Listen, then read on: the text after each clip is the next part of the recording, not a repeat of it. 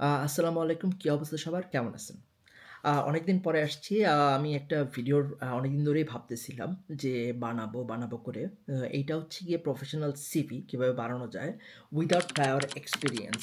তো এটা প্রায়ই হয় নতুনদের ক্ষেত্রে একটা সিভি যখন তারা বানাতে যেতে চায়, তো তারা প্রায়ই ভোগে যে আমার তো কোনো এক্সপেরিয়েন্স নাই। তো আমি সিভিতে কি এড করব? এই জিনিসটা আমার ক্ষেত্রেও হয়েছে। আমিও লং টার্ম আসলে এটার ক্ষেত্রে দিয়ে আমার যাইতে হইছে। তো ১ম যখন আসছিলাম তখন সিভির জন্য অনেকের কাছেই দৌড়াইছি। অনেককেই বলতে চাইছি যে, "ভাই একটা সিভি বানায় দেন বা কিছু।" তো ডেফিনিটলি ২-১ জন হচ্ছে গিয়ে টাকা-পয়সাও চাইছে যে, "হ্যাঁ, আমি সিভি বানায় দিব, টাকা-পয়সা নিবো।"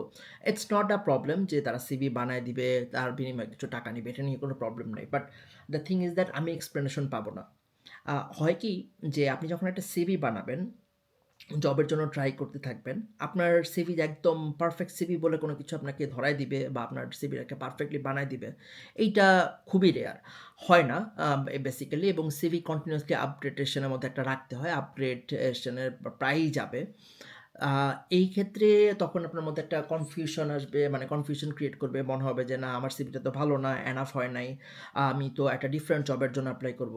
তো এইটা প্রায় কম বেশি চলতে থাকে। সো যার ফলে সিভি নিজে বানানো এবং নিজে কিভাবে করে একটা সিভিকে দাঁড়া করানো যায়, সেটা জানা ইম্পোর্টেন্ট।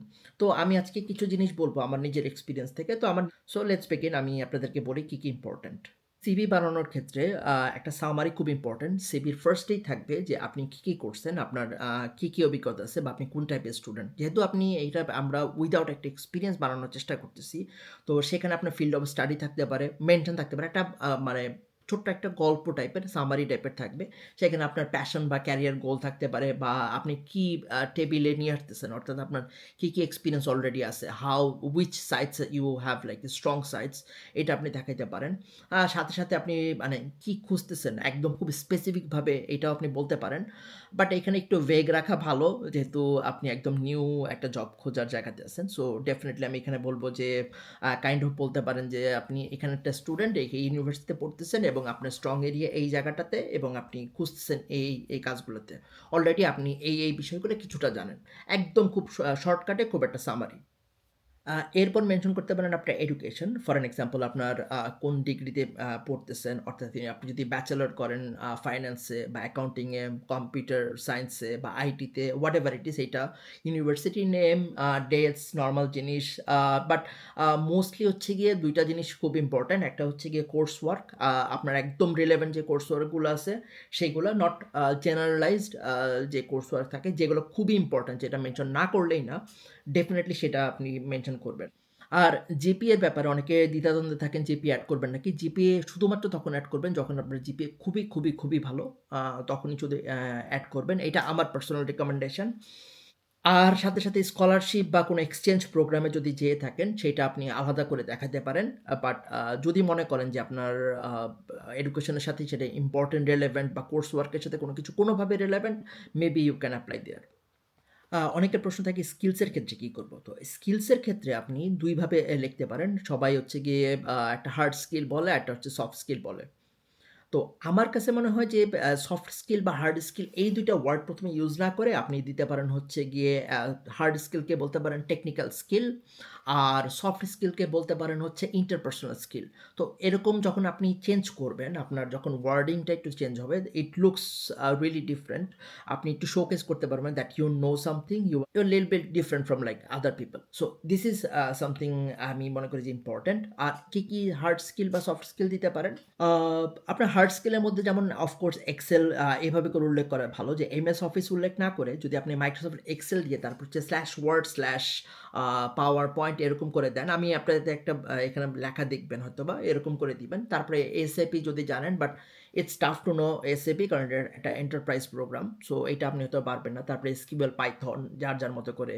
সিআরএম এর বেসিক দিতে পারেন। তারপর হচ্ছে Canva বা সোশ্যাল মিডিয়া যে টুলস গুলো আছে এগুলো দিতে পারেন। It's up to you. আপনি কি শিখছেন বা কিছু। আমি কিছু জায়গাও বলে দিব যেখান থেকে আপনারা একটু টাকা খরচ করে হলেও পরবর্তীতে ভিডিওর শেষ দিকে যেয়ে আপনি ভালো করে জানতে পারবেন যে আপনি কোত্থেকে কোনো কিছু রিলেভেন্ট সার্টিফিকেট নিতে পারবেন যেগুলো অ্যাকচুয়ালি খুব ভ্যালুয়েবল এবং এখানে খুব দাম দেয় মানুষজন। সফট স্কিলের ক্ষেত্রে আপনি দিতে পারেন team work, time management, collaboration, তারপরে হচ্ছে গিয়ে পেশেন্স অ্যান্ড ট্যাক্ট, নরমাল যে জিনিসগুলো আছে মানুষ ইউজ করে সেগুলো আপনি ইউজ করবেন না। যে আমাদের পারসুয়েশন অ্যান্ড নেগোসিয়েশন দিতে পারেন। It's an good thing. তারপরে কনফ্লিক্ট ম্যানেজমেন্ট দিতে পারেন। তারপরে হচ্ছে গিয়ে কনফ্লিক্ট রেজোলিউশন দিতে পারেন। আ তারপরে অ্যাডাপ্টেবিলিটি অ্যান্ড ফ্লেক্সিবিলিটি দিতে পারেন। এইগুলো হচ্ছে কি একটু ডিফারেন্ট জিনিস। তারপরে ইমোশনাল ইন্টেলিজেন্স দিতে পারেন।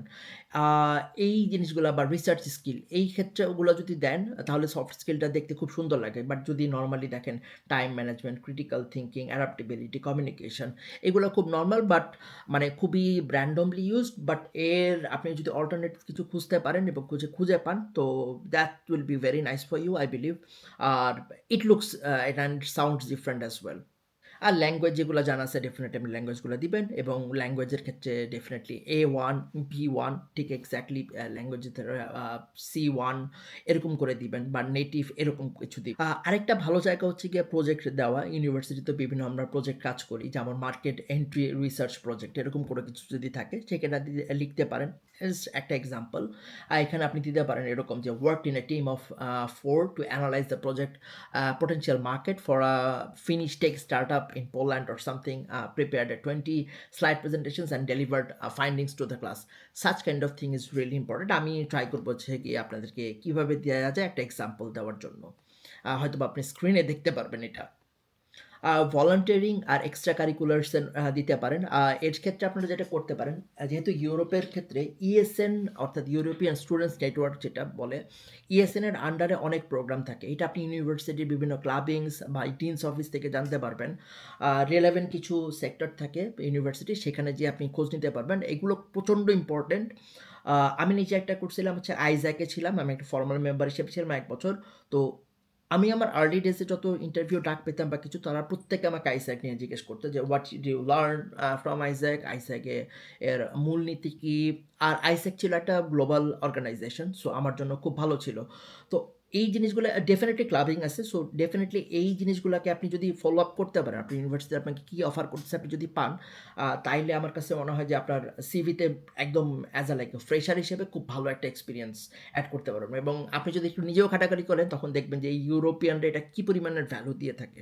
অনলাইন কোর্সের ব্যাপার আছে যে আমি অনলাইন কোর্স করতেছি বা কিছু। তো সেই অনলাইন কোর্সের সেকশনটা আমি লাস্টের দিকেই বলব যে কীভাবে কী দিতে পারেন, কোন ওয়েবসাইট থেকে আমার কাছে আমি সেটা নিয়ে একটু থরলি বলতেছি ভিডিওর লাস্টে। আর আরেকটা বিষয় রেফারেন্স এড করা যাবে। রেফারেন্সের ক্ষেত্রে আপনি একটা প্রফেসরের সাথে এখানে খুব ভালো একটা জিনিস যেটা আমি আমার আর্লি ডেজে জানতাম না। আপনি প্রফেসরদের সাথে যার সাথে একটু ভালো সম্পর্ক হবে বা একটু কথা বলবেন বা একটু অ্যাক্টিভ থাকবেন। তো সেই প্রফেসরকে বলবেন যে, "প্রফেসর আমি তো জবে এপ্লাই করতে চাই বা কিছু একটা রেফারেন্স দিতে পারেন নাকি যে I was like a good student, I was an attentive person or something like this." তো এটা যদি আপনি একটা মানে প্রফেসরের থেকে নিতে পারেন সেটা ভালো। বাট ডেফিনিটলি এখানে ওর্থ টু মেনশন যে আপনাকে না সাথে নিয়ে নিতে হবে না। আপনি নিয়ে একটা কপি রেখে দিবেন, ফিজিক্যাল কপি বা ডিজিটাল কপি এরকম না। আপনি প্রফেসরের নাম দিয়ে দিবেন। প্রফেসরের সাথে আগেই কথা বলা থাকবে আপনার এবং এখানে পাশাপাশি সিভির এখানে লেখা থাকবে যে ব্র্যাকেটে যে এভেইলেবল আপন রিকোয়েস্ট অর আপনার কোনো পরিচিত কোনো একটা কোম্পানির কেউ একজন আছে খুব ভালো কিছু করতেছে। তো সে এরকম রেফারেন্স দেওয়ার মতো যোগ্যতা রাখে। তার নামও আপনি লিখে দিতে পারেন, তার ডেজিগনেশন বা কোনো কিছু করে উল্লেখ করে দিয়ে বলে দিতে পারেন যে available upon request. That looks nice এবং that is something like exceptional. আর এবার হচ্ছে গিয়ে কিছু জিনিস যেগুলো হচ্ছে কখনোই করা উচিত না সিভির মধ্যে, যেটা আর্লি ডেজে করে, সেটা হচ্ছে গিয়ে কখনো আপনি বার্থ ডেট আপনি দিবেন না। এক্সাক্টলি কত সাল, কত মাস কিছু এটা আপনার দরকার নাই। আপনার যে রিক্রুইট করতেছে তার এটার কোনো প্রয়োজন নাই। সেকেন্ড, সেক্স ওরিয়েন্টেশন বলার দরকার নেই। whether you are male or female, leave it.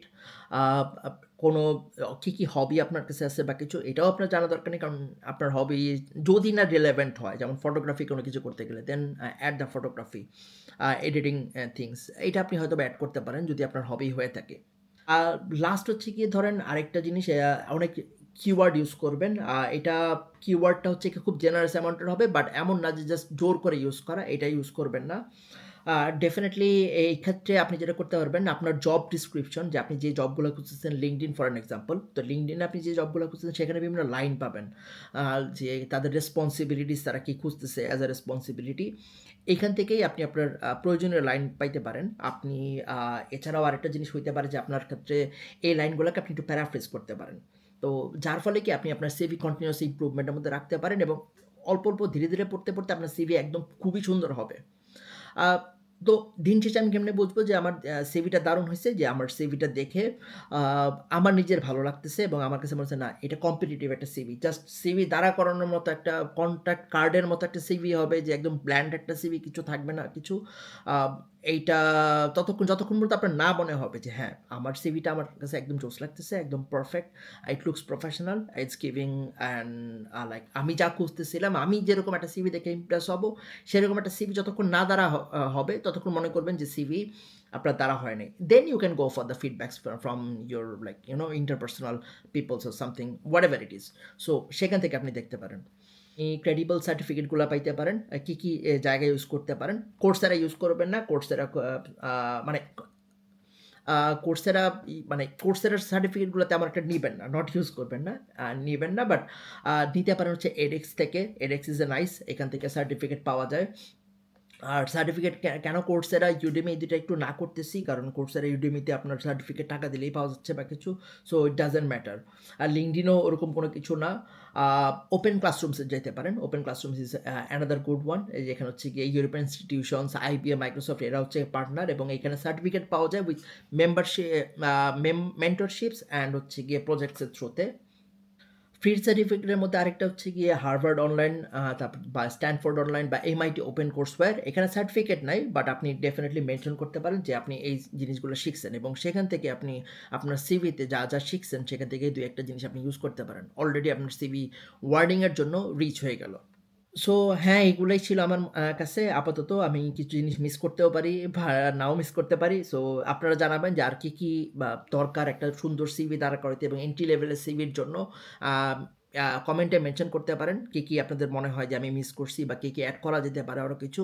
So সেই অনুযায়ী হচ্ছে গিয়ে সবাই প্রত্যেককে হেল্প করতে পারে। So best of luck for your CV and for the first job that you are looking for. আপনাদের আরো কোনো কিছু জানার থাকলে বা এরকম কোনো কিছুর কোনো কোয়েরি থাকলে জানাতে পারেন। I will try to make. So thank you so much. Till then, goodbye.